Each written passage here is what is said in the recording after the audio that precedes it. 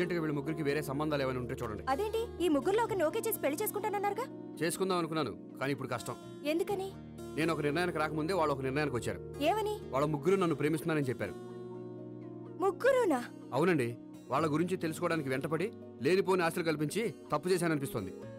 అయినా కొంచెం క్లోజ్ గా మూవ్ అయినంత మాత్రాన లవ్ చేసేయడమేనా చెప్పండి? ఇందులో వాళ్ళ తప్పే ఉందండి. మీరు పదే పదే వెంట పడేసరికి వాళ్ళు లవ్ అనుకుని ఉంటారు. అలా ఎలా అనుకుంటారండి? వాళ్ళు ఇష్టం వచ్చినట్టు వాళ్ళు అనేసుకోవడమేనా? ఇప్పుడు ఏం చేయాలనుకుంటున్నారు? అదే ఏం చేయమంట. మీరేం చేస్తారులేండి, ఎలాగోలా నేనే మేనేజ్ చేస్తాను. కానీ మీరు మాత్రం అర్జెంట్గా వాళ్ళకి వేరే సంబంధాలు చూడండి. ఓకే, నేను వస్తానండి.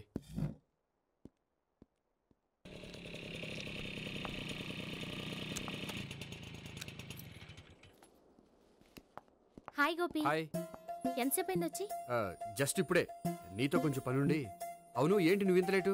హాస్పిటల్కి వెళ్ళొస్తున్నాను. హాస్పిటల్కా? దేనికి? నా ఫ్రెండ్ సూసైడ్ అటెంప్ట్ చేసింది, అందుకని. అంత కష్టమే వచ్చిందండి మీ ఫ్రెండ్కి? తనది లవ్ ఫెయిల్యూర్. మీ ఫ్రెండ్కి అసలు బుద్ధుందా? లవ్ ఫెయిల్ అయినంత మాత్రం చచ్చిపోవడమేనా? ఏంటి గోపి అలా అంటావు? కోరుకున్న మనిషి దక్కనప్పుడు చచ్చిపోవాలనుకోవడంలో తప్పే ఉంది. అయినా నా ఫ్రెండ్ పిచ్చిది కాబట్టి బతికే ఛాన్స్ ఉండే పురుగుల మందు తాగింది. అదే నేనైతే సైనడే, బతికే ఛాన్సే ఉండదు. అది సరే, ఏదో పనుందన్నా? ఇంకేముంటదిలే. అది నిన్ను చూడాలనిపించి. ఇంతకీ మన ప్రేమ విషయం ఏం చేసావు? అది ఆలోచించుకుని చెప్పమన్నావు కదా, అదే ఆలోచనలో ఉన్నాను. సరే, బాగా ఆలోచించే చెప్పు.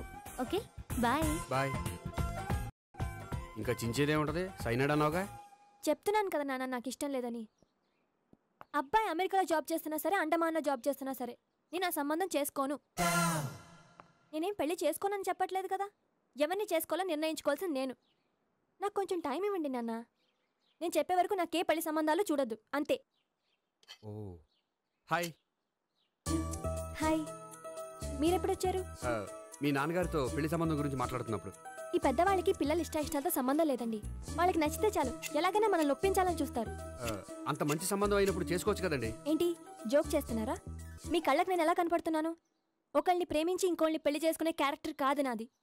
పెళ్ళంటూ చేసుకుంటే మిమ్మల్ని చేసుకుంటాను, లేకపోతే. నేహలాగా నువ్వు కూడా సైనడ్ మిగుతావా? నేహ ఎవరు? నేహ నాకు తెలిసిన అమ్మాయిలే. లవ్ ఫెయిల్ అయిందని సూసైడ్ చేసుకుంది, పిచ్చి పిల్ల. ఆ అమ్మాయి ఎవరో బాగా పిరికిదై ఉంటుంది, అందుకే చచ్చిపోవాలనుకుంది. కానీ నేను అలా కాదు. నాకు దక్కంది ఎవ్వరికి దక్కనివ్వను. అయ్యో బాబోయ్.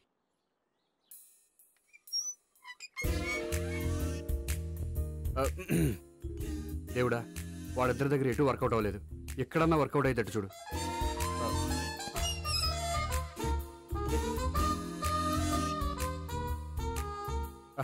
నమస్కారం సార్.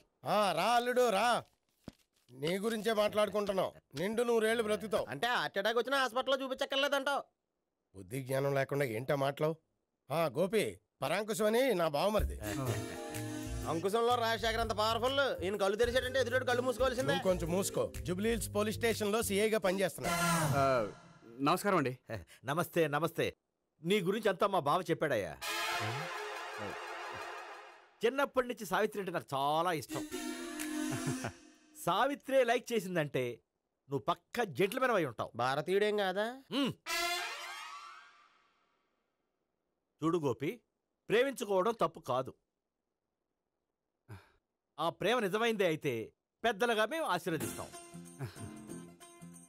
లేదు అంటే లాకప్ డెత్ చేసేస్తాడు. ఇంతకుముందు ఆల్రెడీ నలుగురు చేశాడు ప్రేమ పేరుతో మోసం చేశారని కదా బాబాయ్. అవన్నీ ఇప్పుడు ఎందుకులేరా. గోపి అలాంటి వాడు కాదు మావయ్య. అవునమ్మా, చూస్తుంటే జెంట్లమెన్ లాగే కనిపిస్తున్నాడు. గోపి, సావిత్రిని పెళ్ళాక కూడా ప్రేమగానే చూసుకుంటావు కదూ? తప్పకుండా.